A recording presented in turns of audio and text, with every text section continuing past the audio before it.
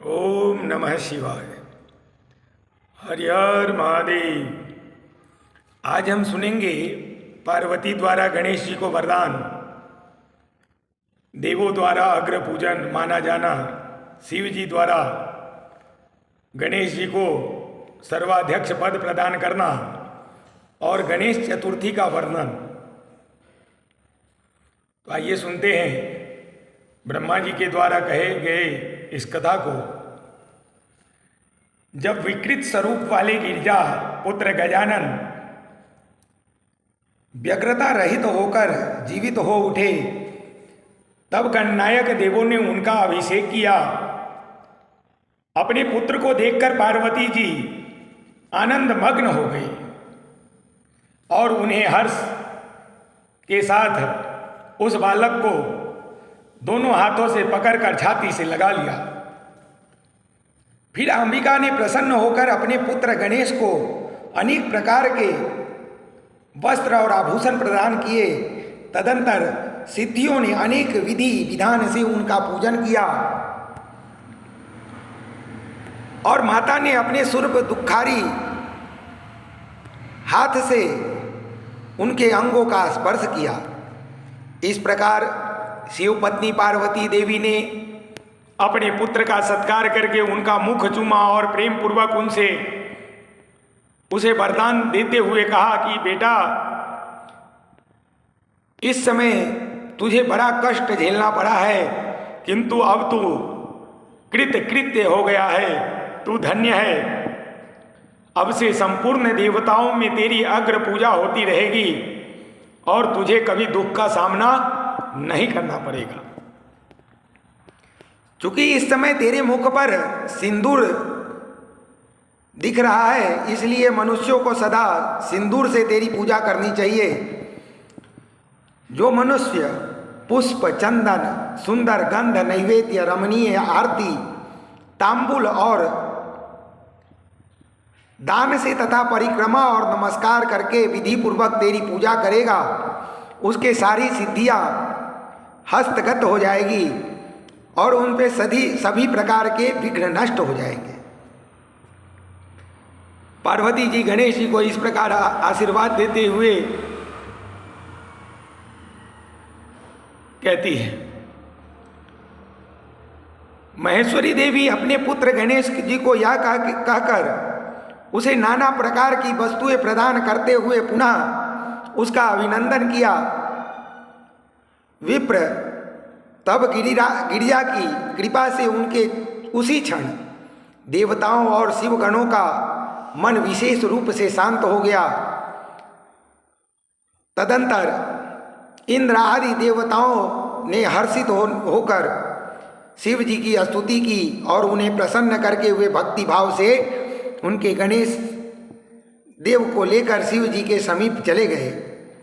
वहां पहुंचकर उन्होंने त्रिलोकी की कल्याण कामना से भवानी ने उस बालक को शिव जी की गोद में बैठा दिया। तब शिव जी भी उस बालक को मस्तक पर अपना कर कमल फेरते हुए देवताओं से बोले, यह मेरा दूसरा पुत्र है। तत्पश्चात गणेश जी भी उठकर शिव जी को चरण में अभिनंदन किया। फिर पार्वती जी को, ब्रह्मा जी को, विष्णु जी को और नारद सभी ऋषियों को प्रणाम करके आगे खड़े होकर उन्होंने कहा, यो अभिमान करना मनुष्य का स्वभाव ही है, अतः आप लोग मेरे अपराध को क्षमा करें। तब शंकर और विष्णु और ब्रह्मा, इन तीनों देवताओं ने एक साथ प्रेम पूर्वक उन्हें उत्तम वर प्रदान करते हुए कहा कि हे सुरवरों, जैसे त्रिलोकी में हम तीनों देवता की पूजा होती है, इसी तरह तुम सबको इन गणेश का भी पूजन करना चाहिए।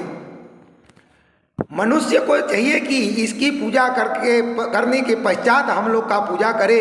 ऐसा करने से हम लोग की पूजा संपन्न हो जाएगी। देवगणों, यदि कहीं इनकी पूजा पहले न करके अन्य देवता का पूजन किया गया तो उस पूजा का फल नष्ट हो जाएगा। उसमें अन्यथा विचार करने की आवश्यकता नहीं है। तब ब्रह्मा जी कहते हैं कि हे मुनि, तदंतर ब्रह्मा, विष्णु और शंकर आदि सभी देवताओं ने मिलकर पार्वती को प्रसन्न करने के लिए वहीं गणेश को सर्वाध्यक्ष घोषित कर दिया। उसी समय शिव की परम प्रसन्न चित्त में पुनः गणेश जी को लोक में सर्वदा सुख देने वाले अनेकों वर प्रदान करते हुए बोले, हे गिरिजानंदन, निस्संदेह मैं तुम पर परम प्रसन्न हूँ। मेरे प्रसन्न हो जाने पर अब तू सारे जगत को ही प्रसन्न समझ। अब कोई भी तेरा विरोधी नहीं कर सकता।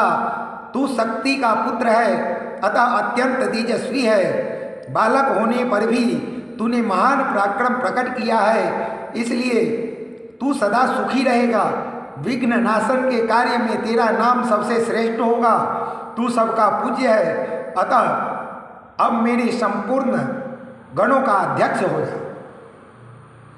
इतना कहने के पश्चात महात्मा शंकर अत्यंत प्रसन्नता के कारण गणेश जी को पुनः वरदान देते हुए बोले, हे गणेश्वर, तू भयप्रद मास के कृष्ण पक्ष की चतुर्थी तिथि को चंद्रमा का शुभोदय होने पर उत्पन्न हुआ है। जिस समय गिरिजा के सुंदर चित्त में तेरा रूप प्रकट हुआ, उस समय रात्रि का प्रथम पहर बीत रहा था। इसलिए उसी दिन से आरंभ करके उसी तिथि में तेरा उत्तम व्रत करना चाहिए।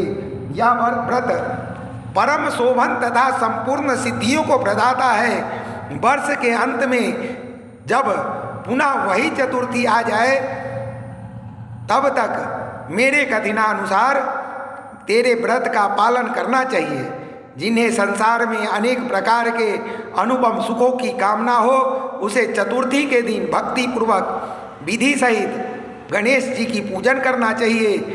जब मार्गशीर्ष मास में कृष्ण पक्ष की चतुर्थी आए, तब उस दिन प्रातः काल स्नान करके व्रत के लिए ब्राह्मणों से निवेदन करके पूर्वोक्त विधि से उपवास करे।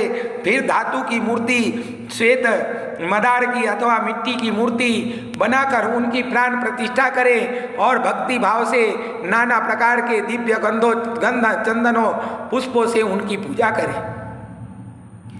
पुनः रात्रि का प्रथम पहर बीत जाने पर स्नान करके दुर्वा दल से पूजन करना चाहिए। या दुर्वा जर रहित 12 उंगली लंबी और 3 गांठों वाली होनी चाहिए। ऐसी 101 अथवा 21 दुर्वा से उस स्थापित प्रतिमा की पूजा करे। तत्पश्चात धूप दीप अनेक प्रकार के नैवेद्य, तांबूल, अर्घ और उत्तम उत्तम पदार्थों द्वारा गणेश जी की पूजा करें और स्तवन करके उनकी स्तुति करके आगे प्राणिपात करें। यो गणेश जी की पूजा करने के पश्चात बाल चंद्रमा का पूजन करें। तत्पश्चात हर्षपूर्वक ब्राह्मणों की पूजा करें, उन्हें मिष्टान का भोजन कराएं। उनके भोजन कर लेने के बाद स्वयं भी नमक रहित मिष्टान का ही प्रसाद पाएं। फिर गणेश का स्मरण करके अपने सभी नियमों का विसर्जन कर दें। इस प्रकार करने से यह शुभ व्रत संपूर्ण होता है। हे गणपति, यो व्रत करते करते जब वर्ष पूरा हो जाए, तब व्रती मनुष्य को चाहिए कि वह व्रत की पूर्ति के लिए व्रतोद्यापन करना कार्य भी संपन्न करे। इसमें मेरी आज्ञा अनुसार 12 ब्राह्मणों को भोजन कराना चाहिए। व्रती को चाहिए कि वे एक कलश स्थापित करके उस पर तेरी मूर्ति की पूजा करे। तत्पश्चात वेद विधान के अनुसार वेदी का निर्माण करके उस पर अष्टदल कमल बनाए। फिर उसी पर उनकी कंजूसी छोड़कर हवन करें। पुनः मूर्ति के सामने 2 स्त्रियों और 2 बालकों को बिठाकर विधि पूर्वक उनकी पूजा करें और सादर उन्हें भोजन कराएं। रात में जागरण करें। प्रातः काल पुनः पूजन करके पुनरागमन के लिए विसर्जन कर दें। बालकों से आशीर्वाद ग्रहण करें, स्वस्ति वाचन कराएं और व्रत की पूर्ति के लिए पुष्पांजलि निवेदित करें। फिर नमस्कार करके नाना प्रकार के कार्यों की कल्पना करें। इस प्रकार जो इस व्रत को पूर्ण करता है उसे अभीष्ट फल की प्राप्ति होती है।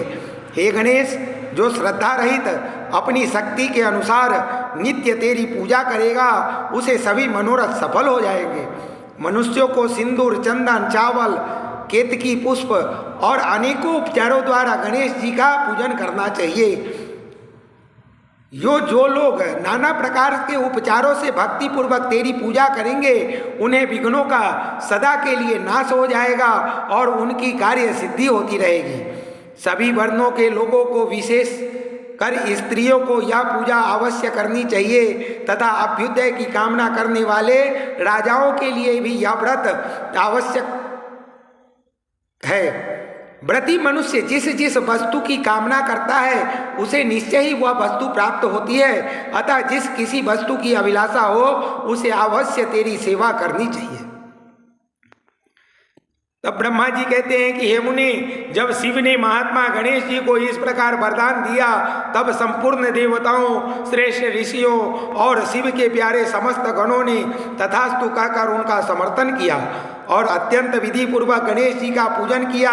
तत्पश्चात शिव गणों ने आदर पूर्वक नाना प्रकार की पूजन सामग्री से गणेश जी की विशेष रूप से अर्चना की और उनके चरणों में प्रणाम किया।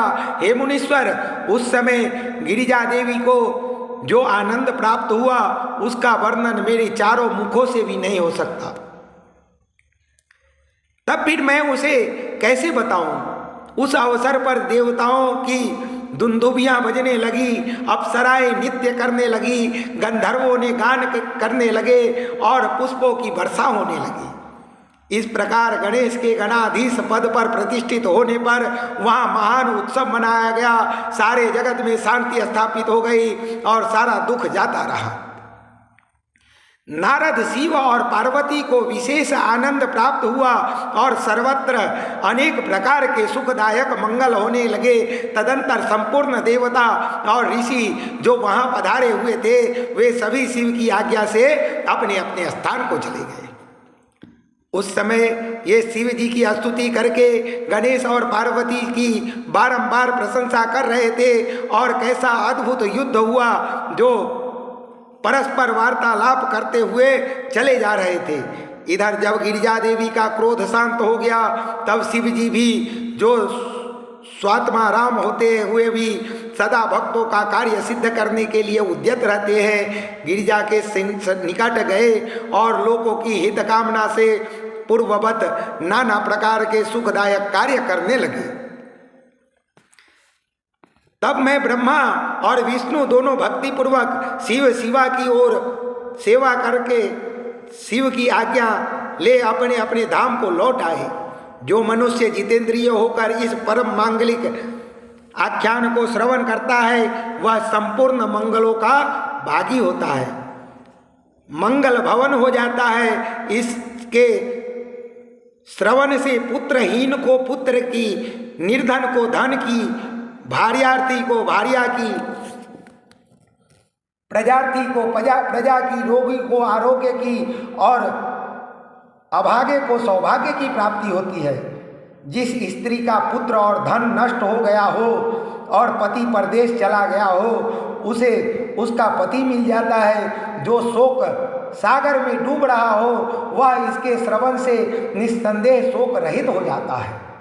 यह गणेश चरित्र संबंधी ग्रंथ जिसके घर में सदा वर्तमान रहता है वह मंगल संपन्न हो जाता है। इसमें तनिक भी संशय की गुंजाइश ही नहीं है। जो यात्रा के अवसर पर अथवा किसी भी पुण्य पर्व पर इसे मन लगाकर सुनता है वह श्री गणेश जी की कृपा से संपूर्ण अभीष्ट फल को प्राप्त होता है।